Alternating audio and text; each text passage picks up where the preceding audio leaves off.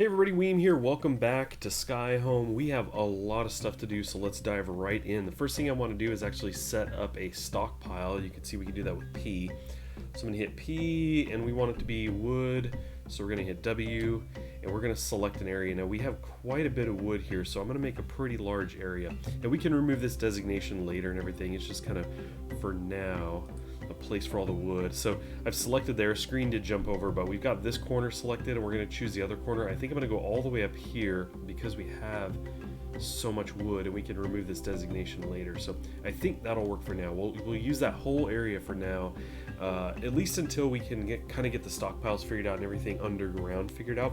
The next thing I want to do is I do want to get some stairs going down, and I think let's move down a bit. So yeah, I was thinking I would actually do the stairs across from the ramp. If this is the pathway in, if this is kind of what we're calling the main entrance, I want to do it across from it, but I don't want to do it right here because I think I want to make sure there's kind of a structure built around it. So we're going to do it more over here, although we do have wood in the way. Let's actually resume the game and start getting some of this wood moved. Hopefully we can get some of this moved fairly quickly because I'd like to put it maybe over here in the middle of like this right side area. Maybe somewhere right in the center of it would work out pretty well. So we're going to go ahead and let them move all of that stuff. I'm looking at the list, the flow chart. Again, I'll have that in the description, a link in the description if you're curious about that. Just to kind of remind myself, we have digging. We definitely have more digging to do. Tree chopping, we're pretty set. We've got trees chopped within our area here, and I think we're going to leave it at that because we have so much wood. You can see them moving it all over now. It's looking good. And farm plots. So that's right. We do want to do an opening for a farm plot. So that's probably going to have to be over on this side as well. What I don't know is if you dig out an area that has a side wall, for example, if you look on the left side of the screen here, if I were down at the stone level and dug out an area for a farm and left the side open, would that consider the whole area open? I'm not entirely sure. I'm kind of thinking it would for the near edges, but not farther in. So I don't think we're going to count on that. We'll probably just do an opening and dig that down a ways. But let's see, the area where I want the staircase is not quite cleared. I'm kind of thinking right in here. But the farm would be somewhere over in this area. And that is getting somewhat cleared. Let's check out this fish.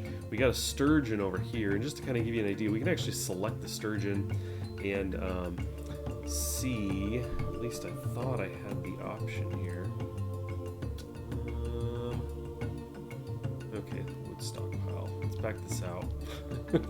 Not that far back, Weem. Where'd that sturgeon go? Okay. I thought I could actually select and look at his details, but that's not coming up for me now. It might be that you have to have the game paused? No? Huh, I had a Z option in there. It's probably very simple. I'm probably just missing something. But anyway, I was looking at it. You can see all its different body parts, which is interesting. I actually watched a video where a dragon came in, and it was basically you were able to select the dragon and look through the different body parts and see, teeth and wings and all that kind of stuff, which is pretty cool. I did look at this one before. It does have teeth, so we don't want to go swimming with that. But anyway, on the map I played before as kind of a trial run that had a waterfall, I found a dwarf body parts at the bottom of the waterfall. So I don't know if he fell in and fell off the waterfall or what, but I'm going to try to keep them away from the water for now. So let's see, we have all the wood moved over that at least there was room for, and it didn't quite clear the area I wanted to. So I might add another stockpile to really try and clear that up. That's a thing that we could do. Let's see, we're going to jump into here and go to wood again, and we'll set another area. Still quite a bit of wood. We just want to get this stuff out of the way for now. Let's just do... Makes me a little nervous doing it along the cliff edge here. I hope nobody falls over. That might not even be a thing, but we're going to get this going and see if this clears out enough space. Hopefully it does. Okay, and then again we're gonna dig down to do the farm. So I'm gonna actually do that as well. Let's go D, and we're gonna go to H for channeling, and I'm gonna start that anyway. We're going to drag out an area, and I know if I did the the selection where I can do corner to corner, that would be a lot faster, but I don't mind painting stuff down like that, especially if it's not that big of an area. So I think we'll go with that to get that started. Let's go down. Yeah, it's going to put it right on the edge, but I think that's okay. And I think I'm going to make it a little bit bigger than this. I might come over a little bit once the logs are cleared out, but I think that'll be a decent start.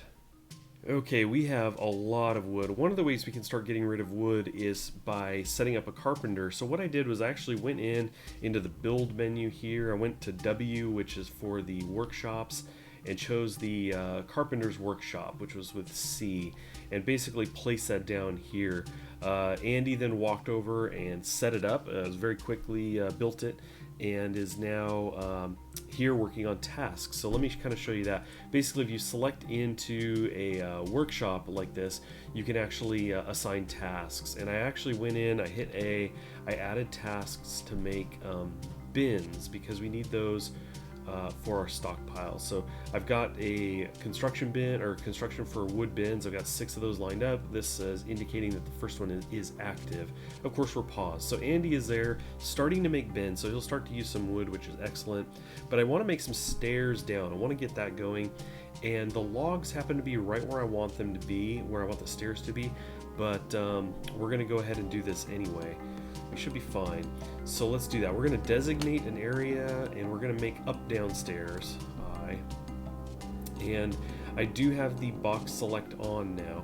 And so it's kind of a cool thing I can do. I can select in this square and then over to here, and it will select the 9x9 area. Another way to do this is I can actually select the upper left corner, and then I can go down multiple levels. So I can go down 1, 2, 3, 4, 5, 6. I think we'll get down in here so we know we're at least down somewhat into the stone. Maybe we'll go 7. We'll go one more. So that's going to select the upper left hand corner from the top level all the way down to the lower right hand corner, these 7 some odd layers down when I do that. So there you go. You can see the stairs look all kinds of crazy, pointing in the wrong direction. Dwarf Fortress doesn't really care. It just says, cool, there's stairs there. So I'm going to actually move up through the levels. You can see on the left screen that every level I go up, there's plans to dig stairs. So we get all the way to the top, and we will be set to get some stairs dug out there. Let's actually go ahead and escape and resume. At least I think that's how it's going to work. I don't see them designated here. So up downstairs may not be able to be planned right here from a ground level. I may just have to do downstairs with J. I think that's probably a thing. Another way to do it is I could make the path over from here. I could dig a straight line over to this and get this going if I wanted to leave the top closed. But I think that's all I need to do is do the downstairs. Let's try that, J, and we'll go from here to there. So hopefully that will connect those up. I don't know that for sure. I've never done it this way before. So we can actually watch. We've got Jacob and Kalohe over here digging the stairs, and then we can actually go down. Yep, it looks like they're digging away. Look how quickly they're going down. Get down to here. There they are. Jacob and Kalohe making their way down. Cool. And maybe we'll run into some minerals on the way down. Who knows? There we go. Spotted something there. We got a vein wall. So we can actually dig that out. I can designate, and mine is selected by default down here. And I actually would like to turn off the box select at this point. So I want to dig that out. They won't be able to get to that without first taking that one. So that's cool. Let's go ahead and get that going again. Okay, so those are going to be dug out. It looks like amethyst. Interesting, and that's revealed some more as well. Cool, let's set those up. And then we'll kind of move through the levels again. I want to see if anything else has popped up. We do have some vein walls here with some more. And then that's the bottom. We haven't dug down to that point yet. Let's go back up through the levels, see if we passed anything. It's all soil and everything except for down into here. So let's go ahead and dig some of this out. I think that could be cool to see what this is. We'll just do that and see what that's all about. It was a vein wall, right? Yeah. Okay, so this is flashing yellow. It's set to be dug. We've got Jacob down here digging. Tetrahedrite, I guess that is. So that's cool. So we got some minerals. We got some amethyst here. That's pretty sweet. I think. I think that's cool. I mean, I like finding minerals. So there you go. We've got stairs that go down. So we are set in that regard. We can actually start planning things in that sense.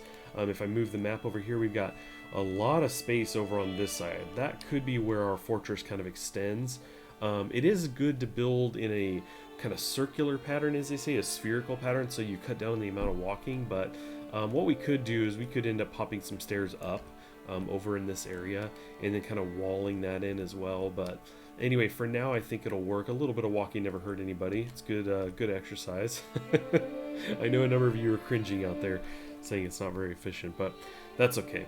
So yeah, I think we've got a good start here. Let's go ahead and select into here. So we can see that it looks like he's gone through and made the bins. Those are all set now. I actually don't know where those are. They could be kind of around in this area. But let's go ahead and add some more tasks. Looking back at the list, we definitely need more barrels than that, but I just kind of wanted to get some of that started. It says training weapons. Let's see here. Well, there's the barrels, and there you go. We have training axe, sword, and spears. So those could be good. Let's see. What else do we have here? Let's go ahead and do a training sword. Let's do that. Let's make a couple training swords. We'll do like 3. I think that'll be cool. I've done no military stuff in Dwarf Fortress at all, so that's going to be all new to me. I'm probably going to have to look that up. But we'll get a couple training swords, and then let's actually do some barrels while we're here. Let's see. Wood barrels is V. So AV. So we'll just kind of do some more of those. What was that, 6? I don't know how many we can do. Okay, so we can't assign any more tasks. That's about it for there. Now you can set some of these to repeat and everything. With R, you can have them kind of make it over and over again. I don't want to go overboard just yet, though. I kind of want to start with a mix of things, so that's how we're going to do that for now. You can see Andy's run back over here and is getting that going. Now I've got idle dwarfs. This is bad. I've got 6. We're going to go ahead and pause. I've got 6 people idle, only 1 doing something right now. So I definitely need to queue up some more things. It's really bad for everybody to be sitting around. That said, down to the bottom right, you can see we have 6 very happy. 1 is kind of at the next level down as my Windows menu pops up there. But so right now we're doing okay, but it is early, so it's kind of to be expected, I guess.